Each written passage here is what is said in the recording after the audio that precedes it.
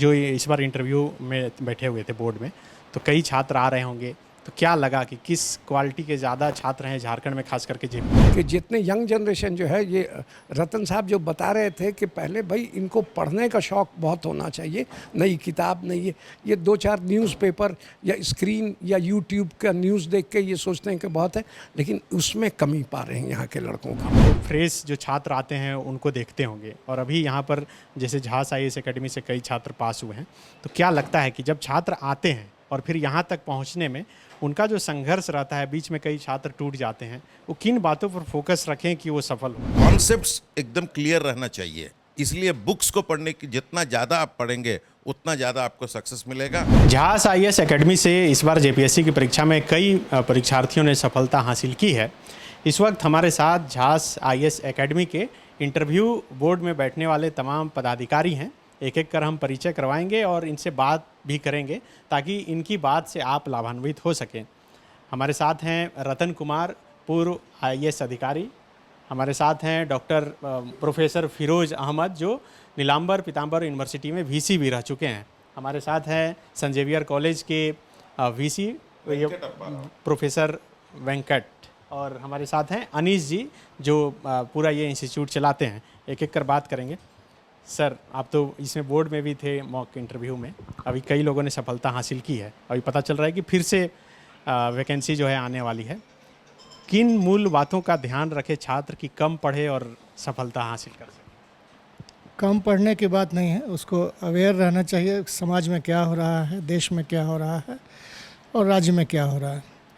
तो सबसे बड़ी चीज़ है कि वो फोकस्ड रहना चाहिए उनको अपने पढ़ाई में, अपने लक्ष्य के प्रति, और डिसिप्लिन, अनुशासन उनके जीवन में बहुत ज़रूरी है। जब भी आप किसी भी इस तरह की प्रतियोगिता परीक्षा के लिए तैयारी करते हैं तो आपको अनुशासन का अर्थ यह हुआ कि आपको पढ़ाई छोड़ के, ज्ञान अर्जित करने छोड़ के बाकी किसी चीज़ में आपको अपने समय का, अपने ऊर्जा का अपव्यय नहीं करना। अच्छा, ये आप जुड़े हैं इस एकेडमी से, झांस IAS एकेडमी से, क्यों जुड़े और क्या लगता है कि ये समाज को क्या कुछ दे पा रहा है? कि जब जानकारी मिली कि यहाँ पर कोई ये जो सामान्यतः जो कोचिंग इंस्टीट्यूट होते हैं उस ढंग का ये कोचिंग इंस्टीट्यूट नहीं है। यहाँ जो निःशुल्क पढ़ाया जाता है, और जो बच्चे समाज के ऐसे वर्ग से आते हैं जिनको आर्थिक कठिनाई है, तो हम लोगों का दायित्व बनता है कि वैसे बच्चों का मनोबल बढ़ावें, वैसे बच्चों को प्रेरित करें अपने लक्ष्य को प्राप्ति करने के लिए। इसी उद्देश्य से हम लोग जुड़े। सर, आप तो कई ज़िलों में उपायुक्त भी रह चुके हैं, तो अभी जो नए बच्चे आ रहे हैं उसमें क्या लगता है, क्या कुछ करने की ज़्यादा ललक है? देखिए, नए बच्चों में क्षमता बहुत है, केवल है उनको रास्ता दिखलाने की और उस रास्ता पर चलकर अपने लक्ष्य को पूरा करने की। नए बच्चे आपको उत्साहित करते हैं कि ऐसे बच्चों को अगर अवसर मिले, ऐसे बच्चों को अगर अच्छा मार्गदर्शन मिले, तो वो जीवन में जो भी हासिल करना चाहते हैं वो हासिल कर सकते हैं। बिल्कुल, हमारे साथ फिरोज अहमद जी भी हैं। सर, आप तो VC रह चुके हैं, बहुत भारी संख्या में आप छात्रों को देख रहे होंगे, और फिर जब इंटरव्यू में बैठ रहे थे बोर्ड में आप, तो वहाँ से चुनकर निकालना कैसे परखते हैं आप लोग? नहीं, देखिए, जो अच्छा लड़का होता है, जो टैलेंटेड होता है, सबसे बड़ी बात होती है कि वो फोकस्ड रहता है। और आज के लड़कों में बहुत ज़्यादा ललक है आगे बढ़ने की। एस्पिरेशनल सोसाइटी है, हर लड़का चाहता अच्छा हो, तो हम लोग को प्रोवाइड करना है वैसा अपॉर्चुनिटी कि जिसमें उसका बेस्ट आ सके।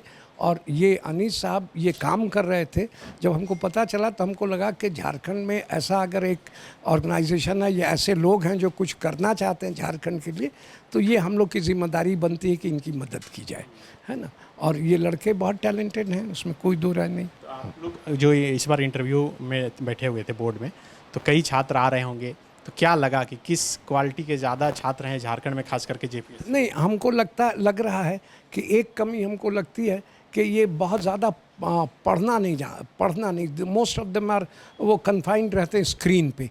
ये कमी हमको लगी कि जितने यंग जनरेशन जो है ये रतन साहब जो बता रहे थे कि पहले भाई इनको पढ़ने का शौक़ बहुत होना चाहिए, नई किताब नहीं, ये दो चार न्यूज़पेपर या स्क्रीन या यूट्यूब का न्यूज़ देख के ये सोचते हैं कि बहुत है, लेकिन उसमें कमी पा रहे हैं यहाँ के लड़कों की। क्या कहना चाहेंगे जो नए छात्र को कहना चाहेंगे कि भाई आप यूट्यूब वगैरह से कम देखिए, पढ़िए, वो ज़रूरी चीज़ है, लेकिन जो स्टैंडर्ड ट्रेडिशनल नॉलेज जहाँ से आपको किताब की मिलती लाइब्रेरी है उसको विज़िट करें। और जो बता रहे हैं कि बहुत डिसिप्लिन हो, तो हर चीज़ का टाइम है, वैसे ही आप लाइब्रेरी के टाइम को भी फिक्स कीजिए और उसको पार्ट ऑफ योर स्टडी बनाइए।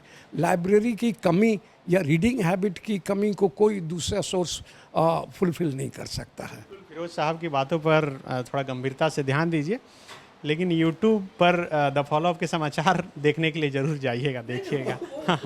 हमारे साथ वीएन राव साहब हैं। सर, आप तो प्रोफेसर हैं सेंट जेवियर कॉलेज में, तो क्या लग रहा है, आप तो फ्रेश जो छात्र आते हैं उनको देखते होंगे, और अभी यहाँ पर जैसे झांस IAS एकेडमी से कई छात्र पास हुए हैं, तो क्या लगता है कि जब छात्र आते हैं और फिर यहाँ तक पहुँचने में उनका जो संघर्ष रहता है, बीच में कई छात्र टूट जाते हैं, वो किन बातों पर फोकस रखें कि वो सफल हो? देखिए, मेरा अपना विचार है, हम बेसिकली एक टीचर हैं, तो मेरे सब्जेक्ट में अगर किसी को भी कोई परेशानी हो, ये हैदर साहब जो निःशुल्क करते हैं, तो मैं अपना सपोर्ट पूरा 100% देने के लिए तैयार है। अब आपके सवाल जो आया है कि छात्र आने के बाद में उनको क्या चीज़ की कमी होती है, मेरे विचार से उनको कॉन्सेप्चुअल की कमी होती है। कॉन्सेप्ट्स एकदम क्लियर रहना चाहिए, और कॉन्सेप्ट क्लियर रखने के लिए ही, जैसे सर लोग भी बता रहे हैं, कि किताब को पढ़ना कभी मत छोड़िए। नोट्स बात की बात है, वो तो लास्ट टाइम रिवीजन है, लेकिन बुक का कोई सब्स्टिट्यूशन नहीं है।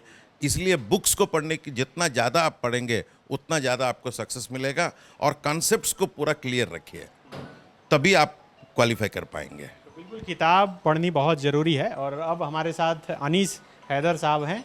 अनीस जी ये झांस IAS एकेडमी चलाते हैं, जहां पर आप निःशुल्क आकर न सिर्फ कोचिंग कर सकते हैं, बल्कि यहां पर रह सकते हैं फ्री में, खाना खा सकते हैं फ्री में, और यहीं पर रहकर पूरी तैयारी कर सकते हैं। न सिर्फ JPSC UPSC बल्कि इंजीनियरिंग और तमाम तरह की जितनी भी कंपटीशन की तैयारियां होती है, आप यहां पर आकर कर सकते हैं। इतना बड़ा आपने जिम्मा उठाया है, कैसे ये सब संभव हो पाता है? बस आप देख रहे हैं हमारे साथ जो साथी खड़े हैं, ऐसे ही साथियों की मदद से, और उन्होंने जो हौसला अफजाई किया है, इसी उम्मीद के साथ हम ये इंस्टीट्यूट को चला रहे हैं। कोई छात्र अगर जुड़ना चाहें, पहले तो बताइए कि किन किन चीज़ों को का निःशुल्क यहाँ पर तैयारी आप लोग करवाते यहाँ पे NEET, IIT, JPSC and UPSC। हैं? ये सबका तय है कि कितना स्टूडेंट आपका? हाँ, नीट में 40 स्टूडेंट है, और IIT में भी 40 स्टूडेंट है, JPSC में 50 और UPSC के भी 50 स्टूडेंट हैं। अच्छा, अगर कोई छात्र जुड़ना चाहे तो वो क्या करे? सबसे पहले क्या करना पड़ेगा? हमारे वेबसाइट पे जाके वो क्या है वेबसाइट? www.jhasinstitute, हाँ, jhasinstitute.in, उस पे चले जाएंगे और उसमें अपना फॉर्म फिलअप करेंगे। फिर यहाँ के काउंसलर हैं, उनको कांटेक्ट करेंगे। एक एग्ज़ाम होता है, एग्ज़ाम के बाद फिर इंटरव्यू होता है, देन सिलेक्शन हो जाता है। मतलब कोई 1 रुपये भी आप नहीं लेते हैं? नहीं, किसी बच्चे से यहाँ पे 1 रुपया भी नहीं लगता है। बिहार में तो कई हैं इंस्टीट्यूट जो 10,000 से लेकर 10 लाख तक भी लेते हैं, 1-1 लाख रुपए करके। तो आप लोग फ्री में सब चीज़ पढ़ाते हाँ, यहाँ फ्री में पढ़ाते हैं। फैकल्टी वगैरह अच्छे लाते हैं, बाहर से भी बुलाते हैं? फैकल्टी देखिए, नीट और IIT के जो हैं, फैकल्टी बहुत क्लियर है। वो नीट और IIT, बिहार के पूर्व DGP जो अभियानंद सर हैं, है ना, उनके पूरी तरीके से देख रेख में नीट और IIT की रहती है। उन्हीं के टीचर सारे रहते हैं यहाँ पे। सारे प्रोफेसर जो है IITian हैं। बायो तो IIT नहीं हो सकता, बट बायो के भी बेस्ट फैकल्टी हमारे पास है। उसके बाद जैसा आप देख रहे हैं, 2 अजीम शख्सियत हमारे बगल में हैं, है ना, तो अल्हम्दुलिल्लाह बायो के भी बहुत ही अच्छी फैकल्टी और बहुत ही अच्छी सपोर्ट टीम है। उसी तरीके से JPSC और UPSC में आप देखिएगा तो पहली बार ऐसा हुआ है कि जामिया मिलिया, जो इस बार देश में नंबर 1 रिज़ल्ट दिया, उसके मोहम्मद तारिक साहब वहाँ के डिप्टी डायरेक्टर हैं, और यहाँ भी वो जुड़े हुए हैं इस कोचिंग से भी, इस कोचिंग में ही बच्चों को पढ़ा रहे हैं, प्लस जामिया हमदर्द। उसके बाद मणिकांत का नाम आप जानते होंगे, UPSC की दुनिया में बहुत बड़ा नाम है। वो दिल्ली से भी चल के आए हैं, वो भी कह रहे हैं, अपना नोट्स दे रहे हैं, गाइड कर रहे हैं बच्चों को। तो झारखंड के धरती पे हमें नहीं लगता है कि पैसा दे के भी इस टाइप की फैकल्टी मिल सकती है, और मेरे जानकारी में तो नहीं है, और जो कि बिल्कुल निःशुल्क है। ये सब हस्तियाँ जो हैं वो पैसे से नहीं आ सकते हैं सर, है ना। ये जो प्रोसेस है ये सालों भर चलता है? हाँ, मतलब अभी भी कोई छात्र अगर जुड़ना चाहे आपसे, फ्री में आके जुड़ सकते हैं? अभी तो जुड़ सकते हैं, बट उनका टाइम पीरियड, जैसे अभी JPSC और UPSC में एडमिशन चल रहा है, नीट में भी चल रहा है और IIT में भी चल रहा है।